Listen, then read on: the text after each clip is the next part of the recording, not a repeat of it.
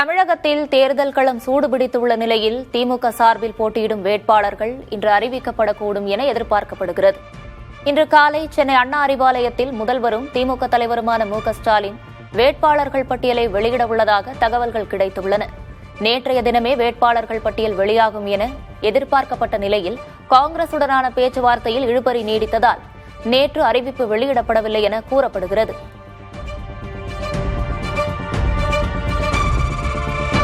தமிழகத்தில் உள்ள காஞ்சிபுரம் உள்ளிட்ட 4 மாவட்டங்களில் ஏற்கனவே இருந்த காவல்துறை கண்காணிப்பாளர்களை நீக்கிவிட்டு புதிய அதிகாரிகளை தேர்தல் ஆணையம் அதிரடியாக நியமித்துள்ளது. இதுகுறித்து தேர்தல் ஆணையம் வெளியிட்டுள்ள அறிக்கையில் காஞ்சிபுரம் மாவட்ட எஸ்பியாக ஜி. ஜவஹர் நியமிக்கப்பட்டுள்ளதாகவும் பெரம்பலூர் எஸ்பியாக கே. பிரபாகர் நியமிக்கப்பட்டுள்ளதாகவும் கூறப்பட்டுள்ளது.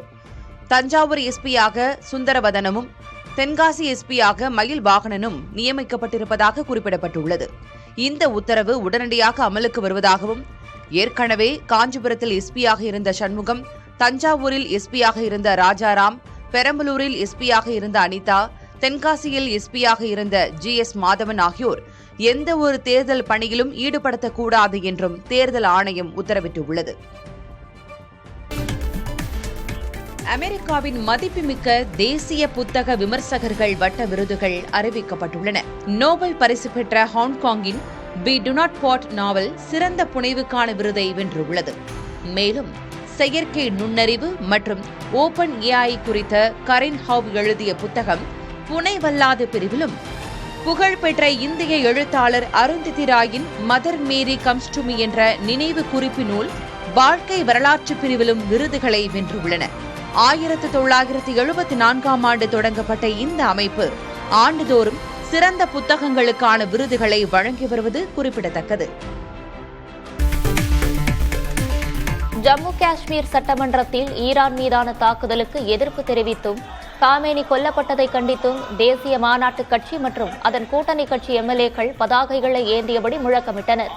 சட்டப்பேரவை நிகழ்வு தொடங்கியவுடன் இருக்கையிலிருந்து எழுந்த தேசிய மாநாட்டுக் கட்சி, காங்கிரஸ் உள்ளிட்ட கட்சி எம்எல்ஏக்கள் ஈரான் தாக்குதலுக்கு எதிர்ப்பு தெரிவிக்கும் பதாகைகள், காமேனி படங்கள் ஆகியவற்றை ஏந்தியபடி இஸ்ரேலுக்கு எதிர்ப்பு தெரிவித்து முழக்கமிட்டனர். இதற்கு பாஜக எம்எல்ஏக்கள் கடும் எதிர்ப்பு தெரிவித்தனர். இரு தரப்பினரிடையே கைகலப்பு ஏற்பட்டது. அசாம் முதல்வர் ஹிமந்த பிஸ்வா சர்மா மீது காங்கிரஸ் மூத்த தலைவர் கௌரவ் கோகோய் கடும் விமர்சனங்களை முன்வைத்துள்ளார். அசாம் சட்டமன்ற தேர்தலில் முதல்வர் ஹிமந்தா தலைமையிலான பாஜகவிற்கும் காங்கிரசிற்கும் இடையிலான போர் என்று அவர் தெரிவித்துள்ளார். மேலும் தன் மீது முதல்வர் ஹிமந்தா முன்வைத்த பாகிஸ்தான் தொடர்பான குற்றச்சாட்டுகள் வெறும் கற்பனை என்றும் கௌரவ் கோகோய் சாடியுள்ளார். ஜப்பானின் தலைநகர் டோக்கியோவில் செர்ரி மலர்கள் பூக்க தொடங்கியுள்ளன. கடந்த சில நாட்களாக பெய்த மழையை தொடர்ந்து தற்போது மலர்ந்து உள்ள இளஞ்சிவப்பு மலர்களை காண உயேனோ பூங்காவில் ஆயிரக்கணக்கான மக்கள் குவிந்துள்ளனர். ஜப்பானிய கலாச்சாரத்தில் ஹனாமி என்று அழைக்கப்படும் மலர் காணும் திருவிழாவுக்காக உலகின் பல்வேறு நாடுகளிலிருந்தும் சுற்றுலா பயணிகள் வருகை தந்துள்ளனர். வழக்கத்தை விட 5 நாட்களுக்கு முன்பே இந்த ஆண்டு பூக்கள் பூக்க தொடங்கியுள்ளதாக அந்நாட்டு வானிலை ஆய்வு மையம் தெரிவித்துள்ளது. தமிழக சட்டமன்ற தேர்தல் வாக்குப்பதிவு நாளான வரும் ஏப்ரல் 23ஆம் தேதி பொது விடுமுறையாக அறிவிக்கப்பட்டுள்ளது. தமிழக அரசின் பொதுத்துறை வெளியிட்டிருக்கும் அரசாணையில் சட்டமன்ற தேர்தலுக்கான வாக்குப்பதிவு நாளாக ஏப்ரல் 23ஆம் தேதியை தேர்தல் ஆணையம் அறிவித்துள்ளது சுட்டிக்காட்டப்பட்டுள்ளது. எனவே ஏப்ரல் 23ஆம் தேதி வியாழக்கிழமை பொது விடுமுறை நாளாக அறிவிக்கப்படுவதாக கூறப்பட்டுள்ளது. சட்டமன்ற தேர்தலில் போட்டியிடும் 127 வேட்பாளர்களின் பெயர்களை அதிமுக 2ஆம் கட்டமாக அறிவித்துள்ளது. ஏற்கனவே முதல் கட்டமாக 23 தொகுதிகளில் போட்டியிடும் வேட்பாளர்கள் அறிவிக்கப்பட்ட நிலையில் மொத்தமாக இதுவரை 150 வேட்பாளர்களின் பெயர்கள் வெளியிடப்பட்டுள்ளன. சென்னையில் அதிமுக போட்டியிடும் 14 தொகுதிகளில் ராயபுரம் தொகுதிக்கான வேட்பாளர் பெயர் மட்டும் அறிவிக்கப்பட்டுள்ளது. அங்கு முன்னாள் அமைச்சர் ஜெயக்குமார் போட்டியிடுகிறார். அதிமுகவில் இதுவரை அறிவிக்கப்பட்ட 150 வேட்பாளர்களில் 35 முன்னாள் அமைச்சர்கள் போட்டியிடுகின்றனர். அதன்படி பொள்ளாச்சியில் பொள்ளாச்சி ஜெயராமன், உடுமலைப்பேட்டையில் உடுமலை ராதாகிருஷ்ணன், கடலூரில் எம்.சி. சம்பத், தூத்துக்குடியில் சீதா செல்லப்பாண்டியன், ஸ்ரீவைகுண்டத்தில் எஸ்.பி. சண்முகநாதன், அம்பாசமுத்திரத்தில் இசக்கி சுப்பையா, கன்னியாகுமரியில் என். தளவாய் சுந்தரம் ஆகியோர் போட்டியிடுகின்றனர்.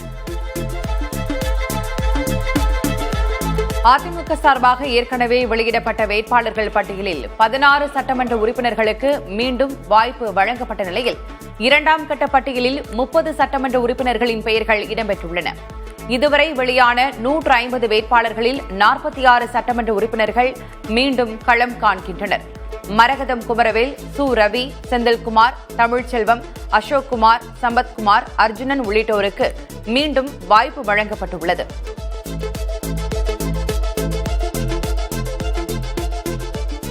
அதிமுக இதுவரை அறிவித்த மொத்தம் 150 வேட்பாளர்களில் 42 பேர் புதுமுக வேட்பாளர்களாக உள்ளனர். அதன்படி கும்மிடிப்பூண்டியில் வி. சுதாகர், ஆம்பூரில் வெங்கடேசன், பர்கூரில் கோவிந்தராஜன், பாப்பிரெட்டிப்பட்டியில் மரகதம் வெற்றிவேல், செங்கத்தில் வேலு, வந்தவாசியில் ராணி, வானூரில் முருகன், விழுப்புரத்தில் விஜயா, திருக்கோவிலூரில் பழனிசாமி, சங்கராபுரத்தில் ராகேஷ், கள்ளக்குறிச்சியில் ராஜீவ்காந்தி, ஏற்காட்டில் உஷாராணி, சேலம் தெற்கில் வினோத், வீரபாண்டியில் பாலாஜி சுகுமார், நாமக்கல்லில் ஸ்ரீதேவி மோகன், திருச்செங்கோட்டில் சந்திரசேகர் ஆகியோர் இடம்பெற்றுள்ளனர். 10 ஆண்டு காலம் திமுகவுக்கு விசுவாசமாக இருந்த கூட்டணி கட்சிகளுக்கு தொகுதிகளை குறைத்த திமுக அண்மையில் இணைந்த கட்சிக்கு 10 இடங்களை கொடுத்துள்ளதாக அதிமுக பொதுச் செயலர் எடப்பாடி பழனிசாமி விமர்சித்திருக்கிறார். சென்னை ஆலந்தூரில் தேர்தல் பரப்புரையில் ஈடுபட்ட அவர், தேர்தலுக்கு பின்னர் தங்கள் கூட்டணி கட்சிகள் தனித்தனியே மக்கள் பிரச்சினைக்கு குரல் கொடுப்பார்கள் என்று கூறினார். அதிமுக ஆட்சியை விட திமுக ஆட்சியில் வருவாய் அதிகரித்துள்ள போதும் கடன் ஏன் அதிகரித்துள்ளது என்று அதிமுக பொதுச் செயலர் எடப்பாடி பழனிசாமி கேள்வி எழுப்பியுள்ளார். சென்னை ஆலந்தூரில் பரப்புரை மேற்கொண்ட அவர், கலெக்ஷன், கமிஷன், கரப்ஷன் தான் இந்த ஆட்சியின் சாதனை என்று விமர்சித்தார். தமிழக அரசின் கடன் உயர்ந்தது ஊழலால் தான் என்றும் பழனிசாமி குற்றஞ்சாட்டினார். திமுக கூட்டணியில் விசிக போட்டியிடும் 8 தொகுதிகள் எவை என்று முடிவு செய்யப்பட்டுவிட்டதாக விசிக தலைவர் தொல் திருமாவளவன் தெரிவித்தார். சென்னை அண்ணா அறிவாலயத்தில் திமுக தொகுதி பங்கீட்டுக் குழுவுடன் விசிக குழுவினர் பேச்சுவார்த்தை நடத்திய பின்னர் செய்தியாளர்களிடம் பேசிய அவர், விசிக போட்டியிடும் 8 தொகுதிகளின் பெயர்களை முதல்வரும் திமுக தலைவருமான மு.க. ஸ்டாலின் அறிவிப்பார் என்றும் குறிப்பிட்டார். சட்டமன்ற தேர்தலில் இந்த முறை சாத்தூர் தொகுதியில் போட்டியிடுவதாக பாஜக மாநில தலைவர் நயினார் நாகேந்திரன் கூறினார். கன்னியாகுமரி மாவட்டம் நாகர்கோவிலில் செய்தியாளர்களிடம் பேசிய அவர், கொங்கு மண்டலத்தில் சில தொகுதிகளை அதிமுகவிடம் கேட்டு பெற்றுள்ளதாகவும், முன்னாள் மாநில தலைவர் அண்ணாமலை போட்டியிடுவது குறித்து கட்சி தலைமை முடிவு செய்யும் என்றும் அவர் கூறினார்.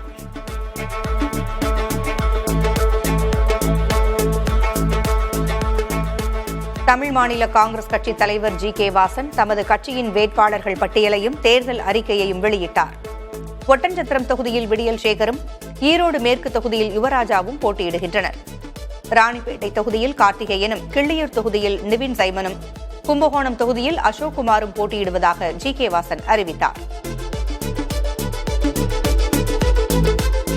தேசிய ஜனநாயக கூட்டணியில் இந்திய ஜனநாயக கட்சிக்கு 2 தொகுதிகள் ஒதுக்கப்பட்ட நிலையில் வேட்பாளர் பட்டியல் வெளியிடப்பட்டுள்ளது. பல்லாவரம் தொகுதியில் வெங்கடேசன் போட்டியிடுவதாகவும், குன்னம் தொகுதியில் சரண்யா அன்பழகன் களம் காண்பதாகவும் அறிவிக்கப்பட்டுள்ளது. 2 தொகுதிகளிலும் அதிமுகவின் இரட்டை இலை சின்னத்தில் போட்டியிடுவதாக கட்சியின் நிறுவனர் பாரிவேந்தர் தெரிவித்தார். சென்னை பெரம்பூரில் விஜய் பரப்புரைக்கு அனுமதி மறுக்கப்பட்டுள்ளது சர்ச்சையாகியுள்ளது. சென்னை எம்கேபி நகர் பேருந்து நிறுத்தத்திற்கு அருகே இன்று விஜய் பரப்புரைக்கு தாவேகா சார்பில் அனுமதி கேட்கப்பட்டிருந்தது. அதேபோல் வியாசர்பாடி அசோக் பில்லர் பகுதியில் விஜய் பரப்புரை செய்யவும் அனுமதி கேட்கப்பட்டது.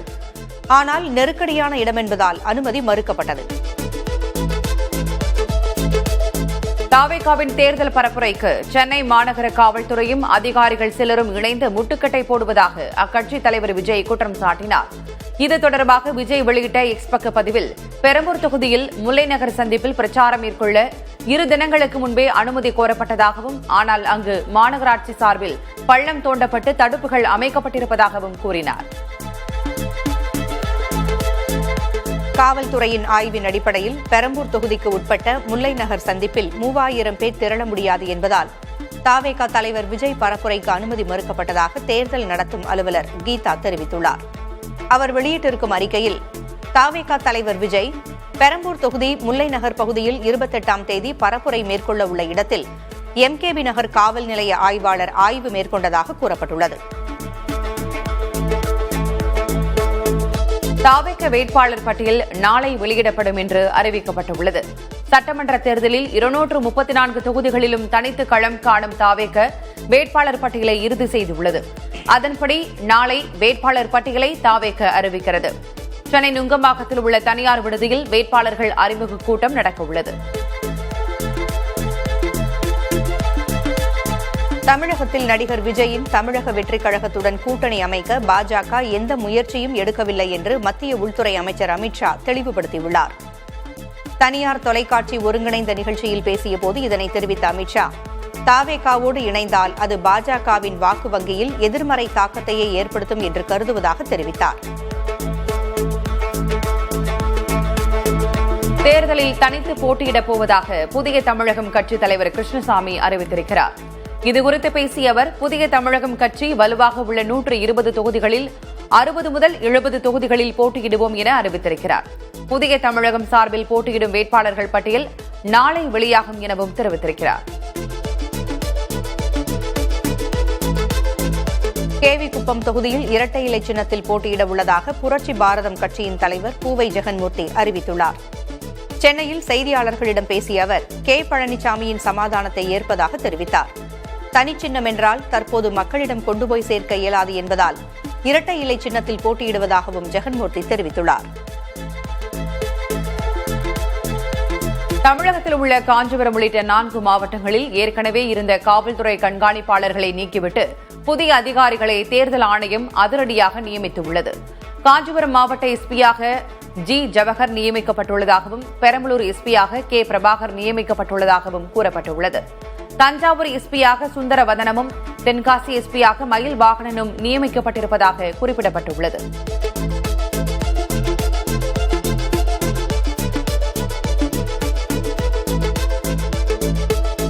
மாணவிக்கு பாலியல் தொல்லை கொடுத்ததாக கூறி அண்ணா பல்கலைக்கழக பேராசிரியர் ஞானவேல் பாபு பணியிடை நீக்கம் செய்யப்பட்டதோடு கைதும் செய்யப்பட்டுள்ளார். சென்னை கிண்டியில் உள்ள அண்ணா பல்கலைக்கழக பேராசிரியர் ஞானவேல் பாபு தனக்கு பாலியல் தொல்லை கொடுத்ததாக மாணவி ஒருவர் சென்னை காவல் ஆணையர் அலுவலகத்தில் புகார் அளித்திருந்தார்.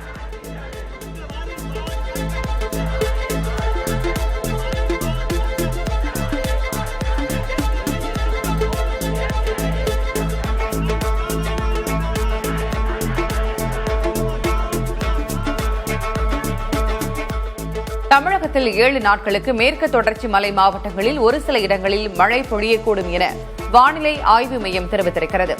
ஏப்ரல் 1 மற்றும் 2ஆம் தேதிகளில் தென் தமிழக கடலோர மாவட்டங்களிலும் மழை பொழியக்கூடும் என்றும், ஏனைய தமிழகம், புதுச்சேரி மற்றும் காரைக்கால் பகுதிகளில் வறண்ட வானிலை நிலவக்கூடும் என்றும் குறிப்பிட்டுள்ளது.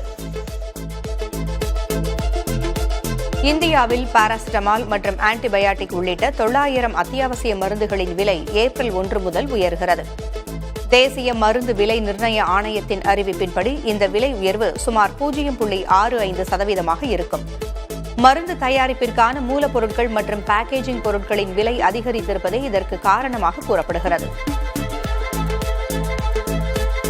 மேற்காசியாவில் நிலவும் போர் பதற்றங்கள், எரிசக்தி தட்டுப்பாடு குறித்து பிரதமர் நரேந்திர மோடி மாநில முதல்வர்களுடன் ஆலோசனை நடத்தினார். இந்த கூட்டத்தில் எரிபொருள் தட்டுப்பாட்டை பயன்படுத்தி பதுக்கல் மற்றும் கள்ளச்சந்தையில் ஈடுபடுவதை தடுக்க மாநில அரசுகள் தீவிர நடவடிக்கை எடுக்க வேண்டும் என பிரதமர் அறிவுறுத்தினார். பெட்ரோல் மற்றும் டீசல் மீதான 10 ரூபாய் கலால் வரி குறைப்பு பலன்களை மக்களுக்கு கொண்டு சேர்ப்பது குறித்தும் இந்த கூட்டத்தில் விவாதிக்கப்பட்டது.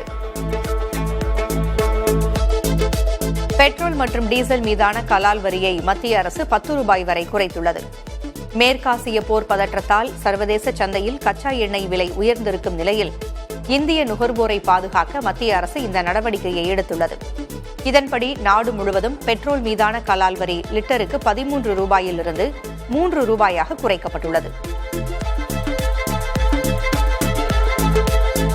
சர்வதேச அளவில் கச்சா எண்ணெய் விலை கடந்த ஒரு மாதத்தில் ஒரு பீப்பாய் $70 $122 அதிகரித்துள்ளதால் அதன் பாதிப்புகளிலிருந்து இந்திய நுகர்வோரை காக்க மத்திய அரசு பெட்ரோல், டீசல் மீதான கலால் வரியை 10 ரூபாய் வரை குறைத்திருப்பதாக பெட்ரோலியத்துறை அமைச்சர் ஹர்தீப் சிங் புரி கூறியுள்ளார். கச்சா எண்ணெய் விலை உயர்வால் 1 லிட்டர் பெட்ரோலில் 24 ரூபாய் வரையும் 1 லிட்டர் டீசலில் 30 ரூபாய் வரையும் எண்ணெய் நிறுவனங்கள் இழப்பை எதிர்கொள்வதாக அமைச்சர் கூறினார்.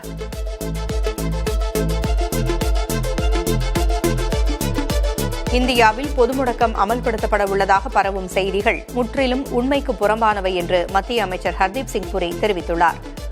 உலகளாவிய சூழலை அரசு கவனித்து வருவதாகவும் எரிபொருள் விநியோகம் தடையின்றி நடப்பதாகவும் அவர் கூறினார். இதேபோல் பொது முடக்கம் கிடையாது என மத்திய அமைச்சர் கிரண் ரிஜிஜு திட்டவட்டமாக மறுத்துள்ளார். மத்திய அரசின் கலால் வரி குறைப்பு ஒரு வெறும் கண் துடைப்பு என்றும் இது நுகர்வோருக்கு எந்த பயனையும் அளிக்காது என்றும் காங்கிரஸ் கட்சியின் ஊடக மற்றும் விளம்பர பிரிவு தலைவர் பவன் கேரா குற்றம் சாட்டினார். பெட்ரோல் டீசல் விலை குறைந்துள்ளதாக வெளியாகும் செய்திகள் வெறும் விளம்பரத்திற்காக உருவாக்கப்பட்ட நாடகம் என்றும் அவர் விமர்சித்தார். ஜம்மு காஷ்மீர் சட்டமன்றத்தில் ஈரான் மீதான தாக்குதலுக்கு எதிர்ப்பு தெரிவித்தும் காமேனி கொல்லப்பட்டதை கண்டித்தும் தேசிய மாநாட்டு கட்சி மற்றும் அதன் கூட்டணி கட்சி எம்எல்ஏக்கள் பதாகைகளை ஏந்தியபடி முழக்கமிட்டனர். சட்டப்பேரவை நிகழ்வு தொடங்கியவுடன் இருக்கையிலிருந்து எழுந்த தேசிய மாநாட்டு கட்சி, காங்கிரஸ் உள்ளிட்ட கட்சி எம்எல்ஏக்கள் ஈரான் தாக்குதலுக்கு எதிர்ப்பு தெரிவிக்கும் பதாகைகள், காமேனி படங்கள் ஆகியவற்றை ஏந்தியபடி இஸ்ரேலுக்கு எதிர்ப்பு தெரிவித்து முழக்கமிட்டனர். நேபாளத்தின் புதிய பிரதமராக 35 வயதான பாலன் என்ற பாலேந்திர ஷா பதவியேற்றுள்ளார். இதன் மூலம் அந்நாட்டின் மிக இளவயது பிரதமர் என்ற பெருமையை அவர் பெற்றுள்ளார். முன்னாள் ராப்பர் மற்றும் காத்மண்ட் மேயரான இவர் ராஷ்டிரிய சுதந்திர கட்சி சார்பில் போட்டியிட்டு பெரும் வெற்றி பெற்றுள்ளார். கடந்த ஆண்டு நடைபெற்ற இளைஞர்களின் போராட்டத்திற்கு பிறகு பாரம்பரிய கட்சிகளை பின்னுக்கு தள்ளி இவர் பெரும்பான்மை பெற்றுள்ளார். நேபாளத்தின் புதிய பிரதமராக பதவியேற்றுள்ள பாலேந்திர ஷாவுக்கு பிரதமர் நரேந்திர மோடி வாழ்த்து தெரிவித்திருக்கிறார். இந்த புதிய நியமனம் நேபாள மக்கள் பாலேந்திர ஷா மீது வைத்துள்ள நம்பிக்கையை பிரதிபலிக்கிறது என மோடி குறிப்பிட்டுள்ளார். இரு நாடுகளுக்கும் இடையிலான நட்பு மற்றும் ஒத்துழைப்பை அடுத்த கட்டத்திற்கு எடுத்துச் செல்ல தாம் ஆர்வமாக இருப்பதாகவும் மோடி பதிவிட்டுள்ளார்.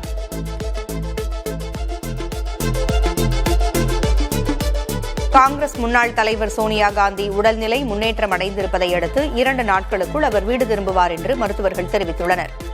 சோனியா காந்திக்கு கடந்த செவ்வாய் இரவு திடீரென்று காய்ச்சல் ஏற்பட்டதால் அவர் டெல்லி ஸ்ரீ கங்காராம் மருத்துவமனையில் அனுமதிக்கப்பட்டார்.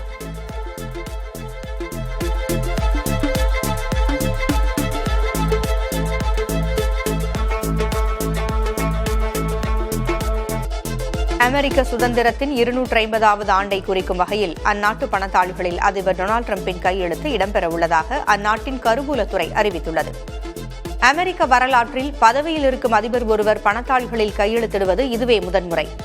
இதன்படி வரும் ஜூன் மாதம் முதல் டிரம்ப் மற்றும் நிதியமைச்சர் ஸ்காட் பெசன்ட் ஆகியோரின் கையெழுத்துகளோடு புதிய $100 தாள்கள் அச்சிடப்பட உள்ளன. பிரதமர் நரேந்திர மோடி மற்றும் அமெரிக்க அதிபர் டொனால்டு டிரம்ப் இடையே தொலைபேசியில் நடந்த ஆலோசனையின் போது பிரபல தொழிலதிபர் எலான் மஸ்கும் இருந்தது பேசுபொருளாகியுள்ளது.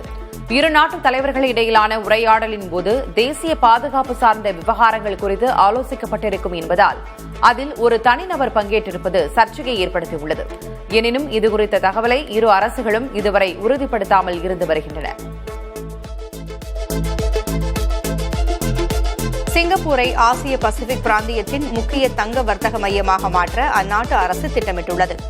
முதலீட்டாளர்களிடையே தங்கம் மீதான ஆர்வம் அதிகரித்து வருவதால் சர்வதேச தரத்திலான சேமிப்பு கிடங்குகள், வர்த்தக தீர்வுகளை உருவாக்க சிங்கப்பூர் நாணய ஆணையம் முடிவு செய்துள்ளது. வடகொரிய அதிபர் கிம் ஜாங் உன் மற்றும் பெலாரஸ் அதிபர் அலெக்சாண்டர் லுகாஷென்கோ இடையில் வடகொரிய தலைநகர் பியாங்யாங்கில் வரலாற்று சிறப்புமிக்க சந்திப்பு நடைபெற்றது. இரு நாடுகளுக்கும் இடையிலான உறவை மேம்படுத்தும் வகையில் வெளியுறவு, விவசாயம் மற்றும் கல்வி உள்ளிட்ட துறைகளில் முக்கிய ஒப்பந்தங்கள் கையெழுத்தாகின. மெட்டா நிறுவனம் டெக்சாஸ் மாகாணத்தில் அமையவுள்ள AI தரவு மையத்திற்கான முதலீட்டை $10 பில்லியன் உயர்த்தியுள்ளது. இந்திய மதிப்பில் 94,000 கோடி ரூபாயாகும். இது ஆரம்பத்தில் திட்டமிட்டதை விட 6 மடங்கு அதிகம். 2028இல் திறக்கப்படவுள்ள இந்த மையம் மெட்டாவின் 29வது உலகளாவிய தரவு மையமாகும். இதன் மூலம் 300 நேரடி வேலை வாய்ப்புகள் உருவாவதுடன் 500 மெகாவாட் பசுமை எரிசக்தி திட்டங்களும் செயல்படுத்தப்படும் என மெட்டா தெரிவித்துள்ளது. அமெரிக்க புலனாய்வு அமைப்பான FBI-யின் இயக்குநர் காஷ் பட்டேலின் தனிப்பட்ட மின்னஞ்சல் கணக்கை ஈரானிய ஹேக்கர்கள் முடக்கியதால் பரபரப்பு ஏற்பட்டது. மின்னஞ்சல் கணக்கை ஹேக் செய்ததோடு அதில் இருந்த பட்டேலின் தனிப்பட்ட புகைப்படங்கள், அவரது கடந்த கால விமான பயண விவரங்கள் உள்ளிட்டவை இணையத்தில் கசியவிடப்பட்டன.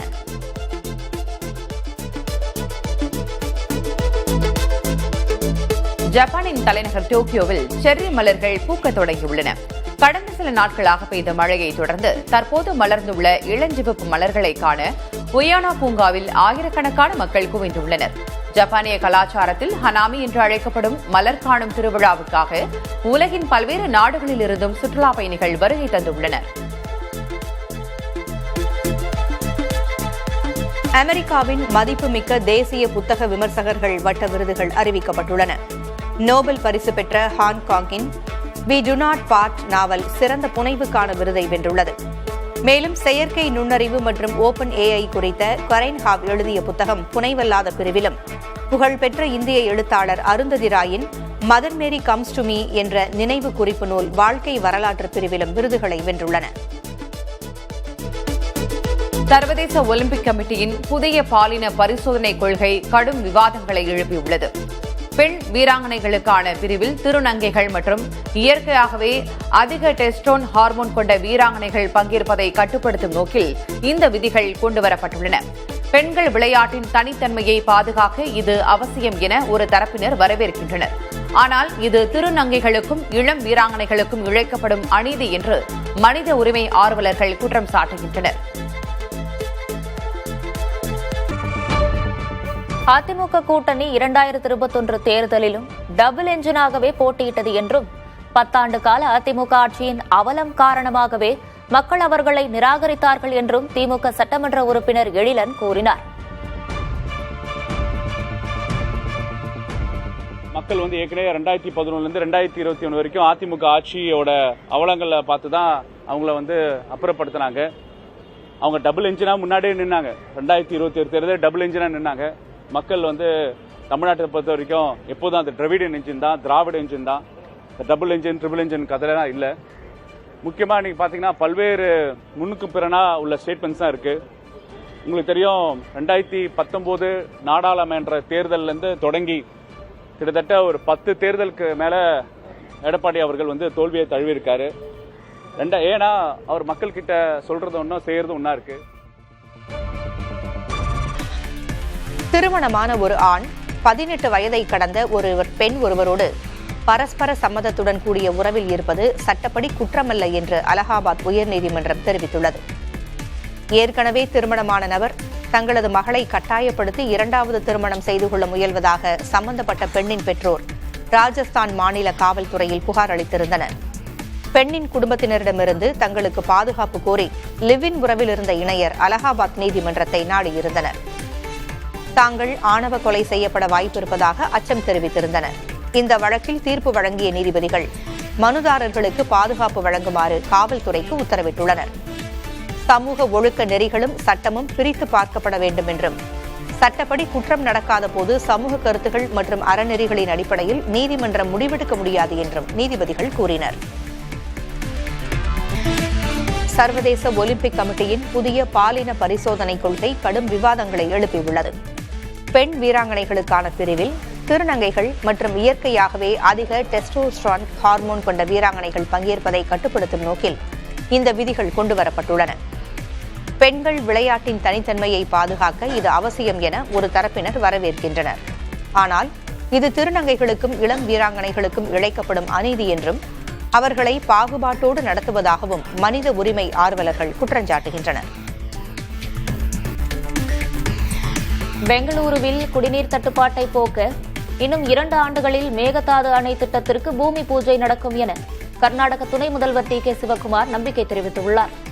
400 மெகாவாட் மின் உற்பத்தி மற்றும் மக்களின் தாகத்தை தீர்க்கும் இந்த திட்டத்திற்காக 600 ஏக்கர் நிலம் கையகப்படுத்த வேண்டும் என டி.கே. சிவக்குமார் வலியுறுத்தினார்.